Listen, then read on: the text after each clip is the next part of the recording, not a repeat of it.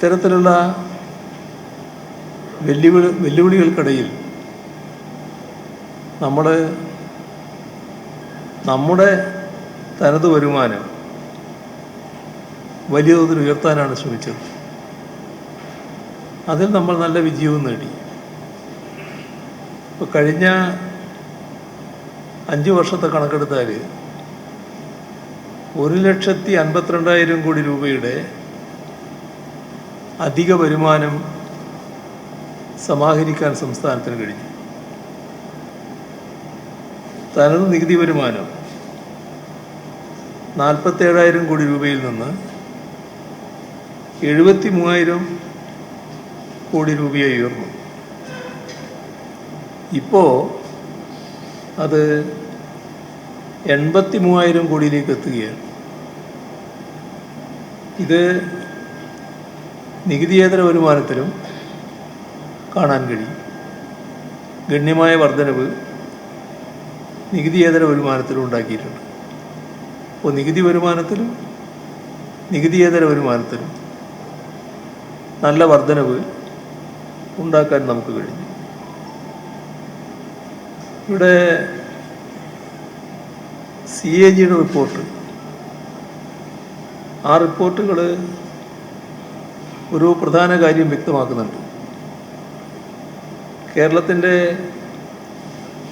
തനത് വരുമാനശേഷി രാജ്യത്തിൻ്റെ ശരാശരിയേക്കാൾ ഉയർന്നതാണ്. അതാണ് CAG വെളിപ്പെടുത്തുന്നത്. രാജ്യത്ത് ശരാശരി കാണാൻ കഴിയുക ഏകദേശം 48%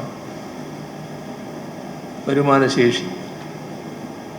എന്നാൽ കേരളത്തിൻ്റേത് 60% മുകളിലാണ്.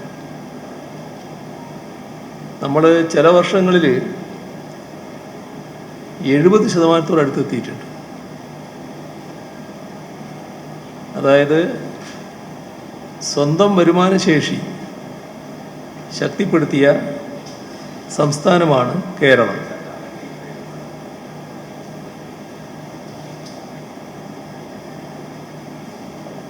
ഇത്തരമൊരു സാഹചര്യം, ഭദ്രമായ സാഹചര്യം നിലനിൽക്കുമ്പോഴാണ് കേരളം കടക്കണിയിലാണ് എന്ന ആരോപണം ഉയർത്താൻ ചിലർ ശ്രമിക്കുന്നത്.